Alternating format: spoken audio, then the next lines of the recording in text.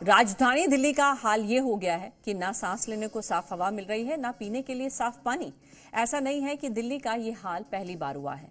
अब तो दिल्ली के लोगों को ऐसे जीने की आदत हो गई है। एक्सपर्ट्स की माने तो आने वाले दिनों में पोल्यूशन लेवल और भी ज्यादा बढ़ने वाला है। हवा और ज्यादा खराब होगी। दिल्ली में सांस लेना और मुश्किल हो जाएगा। एक तरफ लोग साफ हवा और पानी के लिए तरस रहे हैं, तो जिम्मेदार ब्लेम गेम खेल रहे हैं। रिपोर्ट देखिए।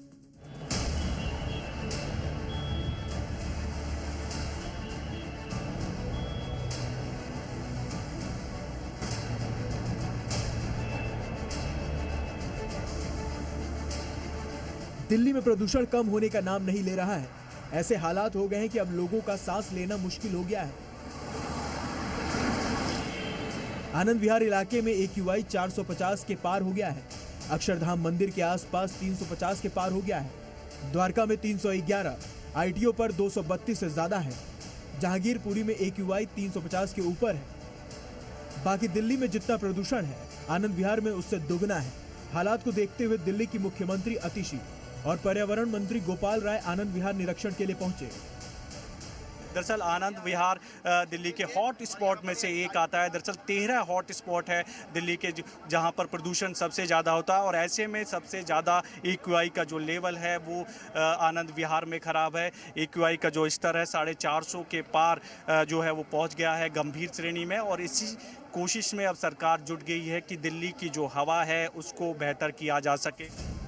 आनंद विहार में इंटर स्टेट बस टर्मिनल है, जहां अलग अलग राज्यों से बसें आती हैं। लिहाजा यहां सबसे ज्यादा पॉल्यूशन के लिए दिल्ली सरकार यूपी की बसों पर आरोप लगा रही है। इतना ही नहीं, यमुना में भी दूर दूर तक जहरीला झाग दिखाई दे रहा है। आम आदमी पार्टी उसके लिए भी हरियाणा और यूपी को ही जिम्मेदार बता रही है कि हरियाणा अपना अनट्रीटेड एफ्लुएंट यमुना में डालता है। हम किसी पे आरोप नहीं लगाना चाहते, लेकिन ये सच्चाई है कि यूपी अपना अनट्रीटेड एफ्लुएंट इस समय यमुना में डालता है। तो आज से दिल्ली जल बोर्ड एक प्रॉपर ड्राइव वहां पे चला रहा है।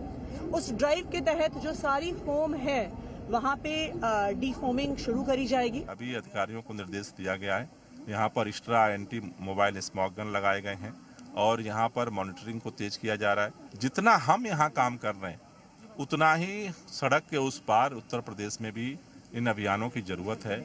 तो मैं उत्तर प्रदेश की सरकार से भी बात करूंगा, हम मिलकर प्रयास करेंगे तो मुझे लगता है इसका सकारात्मक परिणाम होगा। यमुना के पानी से ही दिल्ली की करीब 40% से ज्यादा आबादी डिपेंडेंट है। यमुना की ये स्थिति कई सालों से है, मगर सर्दियों की शुरुआत में स्थिति और खराब हो जाती है। दरअसल ये इंडस्ट्रियल वेस्ट है जिसमें फास्फोरस, नाइट्रेट और लेड की मात्रा काफी ज्यादा होती है, यानी ये आम आदमी के लिए बहुत खतरनाक है। अगर इस पानी से हाथ मुंह धो लिया जाए तो स्किन पर रैशेस हो जाते हैं। अगर इसका इस्तेमाल किया जाए तो शरीर के अंग भी खराब हो सकते हैं। अब जरा सोचिए, सुबह की ये तस्वीरें हम आपको यहाँ दिखा रहे हैं, जहाँ एक और आपको झाग तो नजर आएगा ही, साथ ही आपको मछुआरे भी नजर आएंगे। कुल मिलाकर दिल्ली वालों को न साफ पानी मिल पा रहा है और न ही साफ हवा। मगर दिल्ली की गद्दी पर बैठी आम आदमी पार्टी दोनों समस्याओं के लिए यूपी और हरियाणा को ही जिम्मेदार बता रही है। पहले आरोपों की लिस्ट में पंजाब का भी नाम था, लेकिन अब वहां भी आपकी ही सरकार है, तो वो आरोपों से मुक्त हो गए हैं। जाहिर है कि दिल्ली में कई साल से पॉल्यूशन की समस्याएं हैं, लेकिन इससे निजात दिलाने के बजाय जिम्मेदार अब तक दोषारोपण के ऊपर उठ नहीं पाए हैं, जिसका खामियाजा दिल्ली वालों को साल दर साल उठाना पड़ रहा है। दिल्ली से देवेश भाटिया और नीतू झा के साथ जी मीडिया।